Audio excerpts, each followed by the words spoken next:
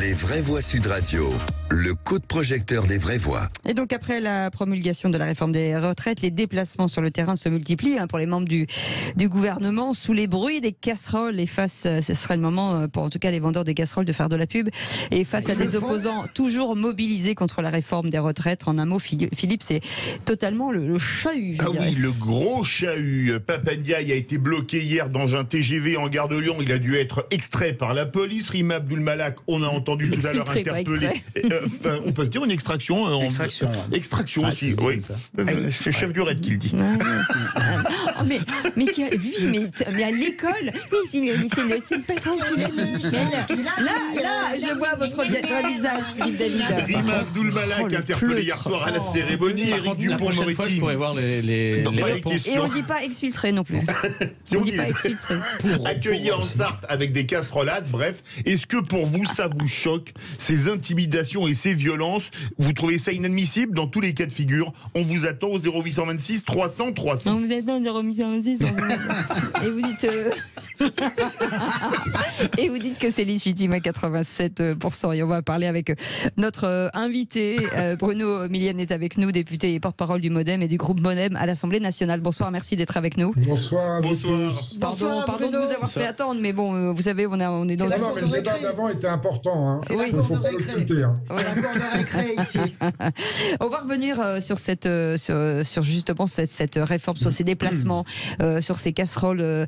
Philippe Bilger, vous êtes plutôt du genre de Macron, de dire voilà, ce brouhaha ne sert à rien, de toute façon on ira jusqu'au bout. Est-ce qu'ils ont raison finalement de se mobiliser et d'aller jusqu'au bout de leur côté? Est-ce que ce chahut finalement c'est pas inaudible à force? Je constate en tout cas qu'il ne fait plus bon être ministre à l'heure actuelle. Ah oui, c'est compliqué. Deuxième élément, on peut être en opposition politique avec Emmanuel Macron et ne pas aimer sa personnalité, mais je continue à penser que, et je ne mets pas tout sur le même plan, hein, les casseroles et les intimidations, les outrances, voire les risques de coups, là je trouve ça scandaleux de la part du citoyen qui vient au prétexte souvent totalement pervers. Je le lis souvent qu'Emmanuel Macron, au début de son mandat, avait eu quelques paroles qui pouvaient apparaître maladroites, mais qui justifiaient les violences d'aujourd'hui en disant il nous a insultés, donc on l'insulte, on insulte les politiques. Je pense que profondément, il y a une dégradation du tissu démocratique et je suis effaré quand je vois que des gens, même des gens évolués, entre guillemets, sont prêts à justifier toutes ces intimidations et toutes ces violences. Peut-être Françoise Bien Devoir, sûr, par exemple. moi je les justifie pas, elles font partie, vous savez, on peut dramaturger comme le fait Bernard Guetta en ramenant sciemment un symbole d'extrême droite, les casseroles, parce que c'est vrai que Pinochet les avait organisés contre Allende et ensuite après les partisans. Donc d'un seul coup, les gens qui seraient dans la rue seraient l'extrême droite. Il faut savoir, un Mélenchon, est-ce que c'est Chavez ou est-ce que c'est Pinochet? Ou alors en faire un folklore? Moi je pense que ça fait partie de la vie démocratique. Qu'est-ce qu'il y a de si dramatique à faire ça, un concert de casseroles? Louis-Philippe déjà, Adolphe Thiers s'en est ramassé pendant des mois des casseroles. Les casseroles, mais quel est le problème? Est-ce qu'il y a quelqu'un qui est tapé? Est-ce qu'il y a quelqu'un qui est blessé? Qui est blessé?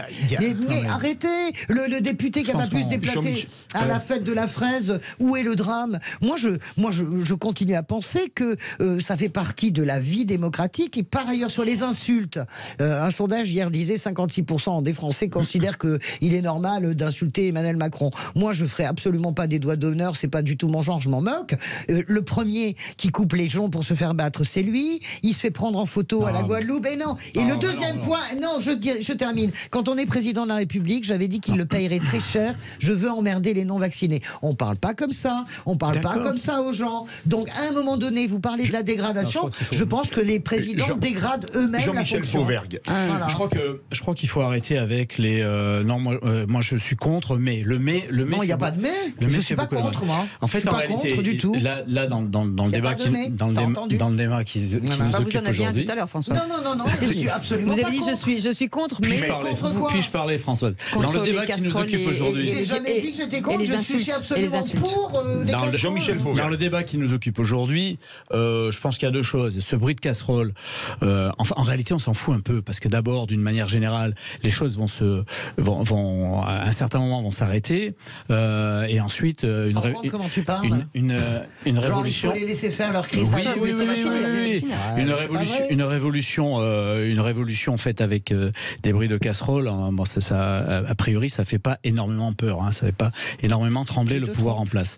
La deuxième chose, c'est que c'est tout à fait différent que à la fois d'insulter, de menacer et de passer aux actes éventuellement. Même l'insulte, c'est quelque chose qui n'est pas tolérable. Elle n'est pas tolérable, mais tout simplement parce qu'elle n'est pas tolérable dans la vie de tous les jours. On a une certaine civilité, une certaine politesse qu'on apprend à nos gosses, à nos enfants, mais que moi on vous a appris. On va donner il y a des vraies insultes. Il y a des vraies insultes. Donc c'est de ça. Depuis la nuit des temps, les élus se font insulter. Bruno Millienne, monsieur le député, porte-parole du Modem et du groupe. Bonjour Bruno.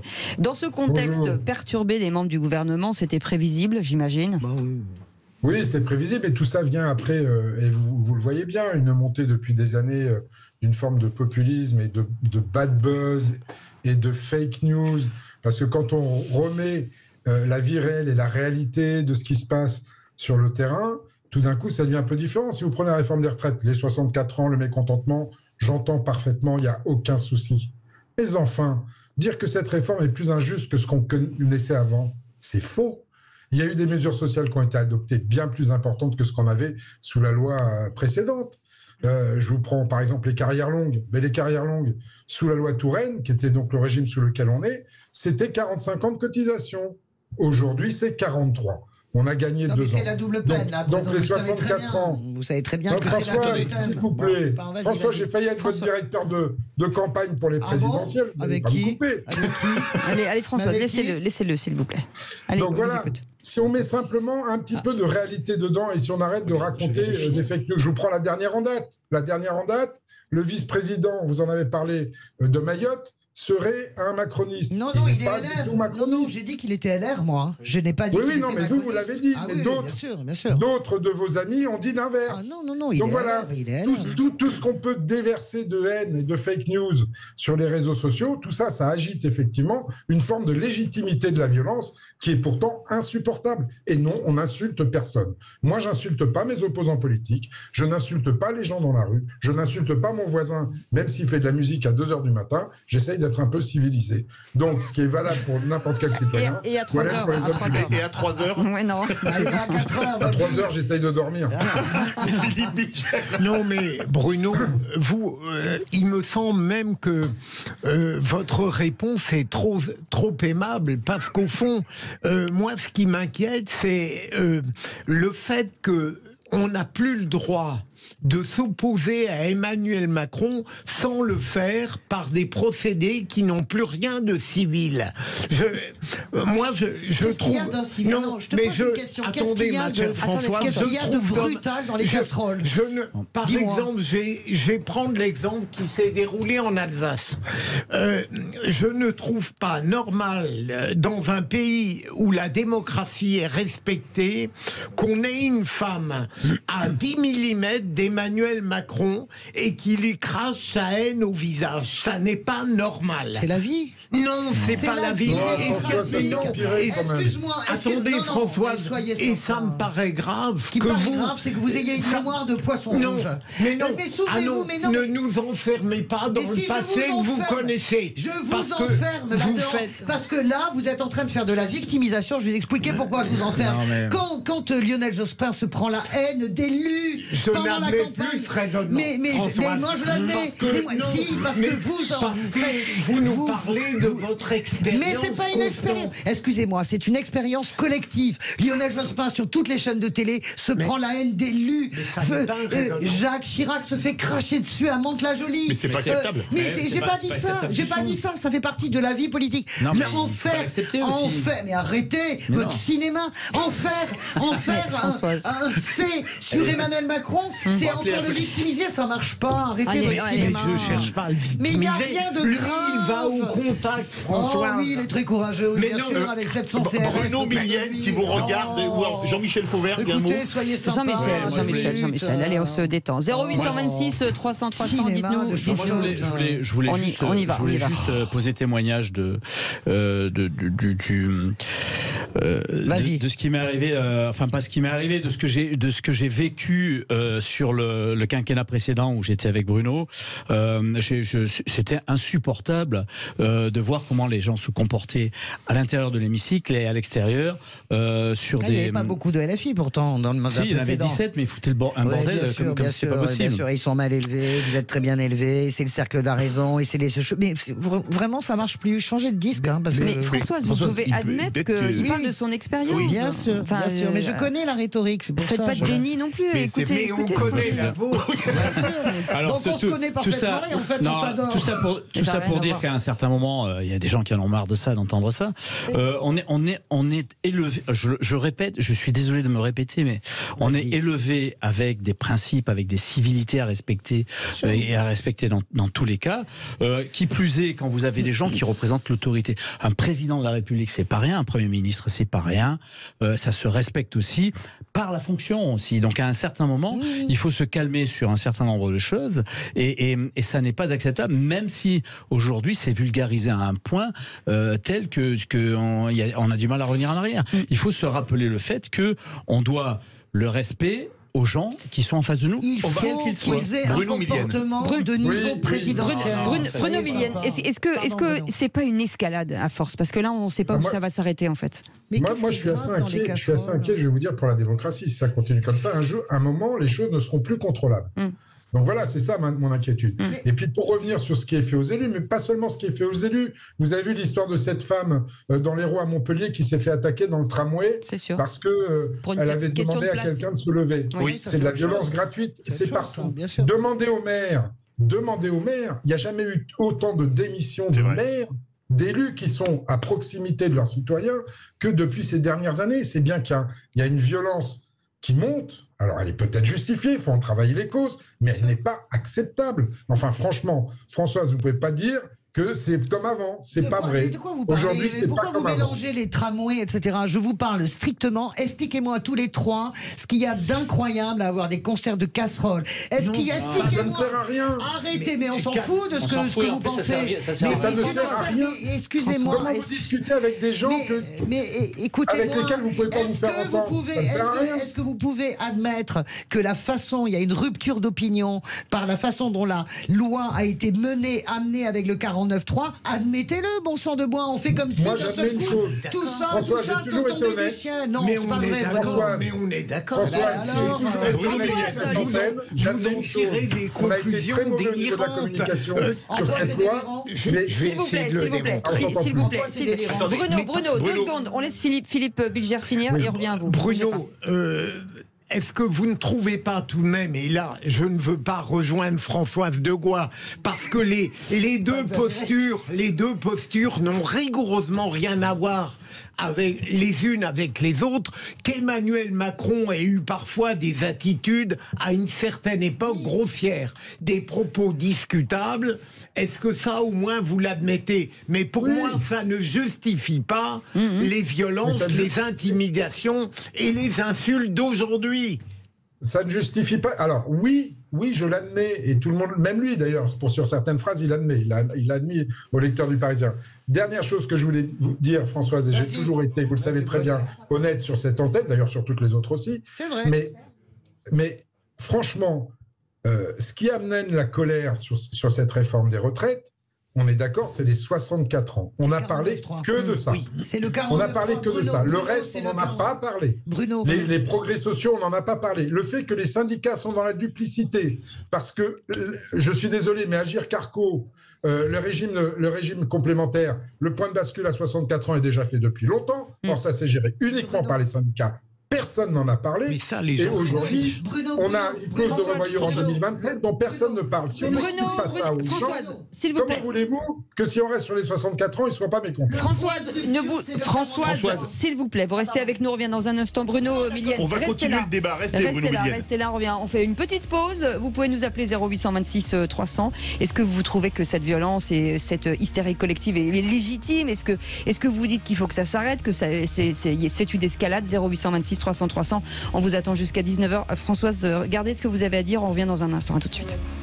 Bienvenue les amis, bienvenue dans les vraies voix. C'est un débat animé, mais bon, c'est bien, avec comme ça. Nos amis. Philippe David est avec nous, bien sûr, on est ensemble jusqu'à 20h. Philippe Bilger est avec nous, avec Françoise Degois et Jean-Michel Fauvergue, et aussi notre ami Bruno Millienne, enfin je dis notre invité, pardon, député et porte-parole du Modem et du groupe Modem à l'Assemblée nationale. Et on revenait sur ces perturbations. On disait, je recontextualise si vous permettez Françoise, de dire que est-ce que finalement c'est légitime, les insultes, la violence, est-ce que c'est légitime ou vous trouvez ça scandaleux? Pour l'instant, vous dites que vous êtes plutôt trouvez ça plutôt assez légitime. Nous, on se pose la question en disant, est-ce que finalement cette escalade, c'est ce qu'on disait avec monsieur le député, où ça va finir? Et là, Françoise, vous intervenez. Je le redis parce que je sais que Philippe Bilger aime pas ça, mais la réalité, c'est que je pense que dans le contact avec les élus, il n'y a pas d'escalade. Je le redis.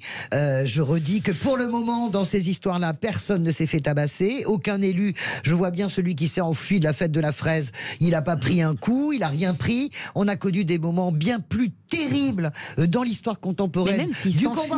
Mais c'est pas ça le sujet. Mais écoutez, mais les opposants ont le droit de s'opposer et le député, il a le droit de s'enfuir s'il a envie de s'enfuir. Deuxième point, je termine avec Bruno qui disait, on a parlé que des 64 ans. Bruno, ce que je crois, mon cher ami, c'est que le point de rupture de cette affaire, c'est le 49.3. Et on sera d'accord avec Philippe Bilger. Le point de rupture de l'opinion, c'est le 49.3. Bon sang de bois, cette loi, il fallait la voter, la faire voter. Il aurait perdu, il aurait gagné. Tout le monde lui a dit, en plus, à Emmanuel Macron. Emmanuel Macron essaie de refiler le bébé maintenant à Elisabeth Borne en disant c'est pas le chef d'État qui décide. Mais c'est pas ça. Je parle pas de où tu vois les violences. Tu es policier. Dis-moi où est les violences. Oui, les violences contre les élus ont augmenté. Je parle de la séquence. Où est-ce que tu et alors et les tabassages aussi de manifestants, ça n'a pas augmenté aussi? Françoise, si je peux me permettre, franchement, là on mélange tout. Vous voyez des élus marcher sur un ballon à l'effigie d'un ministre. Ou traiter un ministre d'assassin dans l'hémicycle. Comment voulez-vous que Madame Michu, entre guillemets, avec tout le respect que je lui dois, ne traite pas le président quand elle le voit de connard? Si la violence est dans l'hémicycle, elle sera dans la rue par les parlementaires, elle sera forcément dans la rue. Bruno, quand tu as, parce qu'il m'interpelle, quand tu as des ministres qui se relayent depuis des mois pour parler de la haine, le président de la République parle de foule haineuse. Aucun ministre n'est capable de ne pas mettre d'huile sur le feu. On parle de l'extrême gauche, on parle du terrorisme, de l'écoterrorisme. Dis-moi ça. Si ce sont des mots de la part du président de la République, des ministres, est-ce que tu crois que c'est des mots qui sont susceptibles d'apaiser? Écoute, sois honnête quand même. Non mais je vais être très honnête. Moi, j'ai aucun problème pour reconnaître qu'il y ait des mots qui n'auraient pas dû être dits. Mais de l'autre côté, du côté de tes amis, entre guillemets, franchement, ils attisent la haine en permanence. Tes amis de Renaissance, ils ont traité un député Front National de nazi. Est-ce que tu en as parlé? Est-ce que les bien sûr, mais moi je n'accepte aucune insulte, qu'elle vienne d'un côté ou de l'autre. Voilà, c'est tout. Et quand je m'y livre, je me flagelle. Merci beaucoup Bruno Millienne d'avoir été avec nous. Bruno Millienne se flagelle, c'est une information. Député et porte-parole du Modem et du groupe Modem à l'Assemblée nationale. Merci en tout cas d'avoir été avec nous. Débat houleux, mais en tout cas voilà, on se dit les choses. Merci en tout cas Philippe Bilger d'avoir été avec nous. Merci beaucoup Françoise Degois d'avoir été avec nous. Merci Jean-Michel Fauvergue aussi de votre présence. C'était très sympa comme d'habitude. Dans un instant, on va vous parler apprentissage, on va vous parler emploi et on va encore donner la possibilité ou la chance à quelqu'un de pouvoir trouver un travail. Et c'est Kumba qui sera avec nous pour trouver du travail. On vous merci beaucoup. On vous retrouve demain, Philippe Bilger, et dans un instant, Jérôme Lavergne avec nous pour les vraies voix de l'emploi. Tout de suite.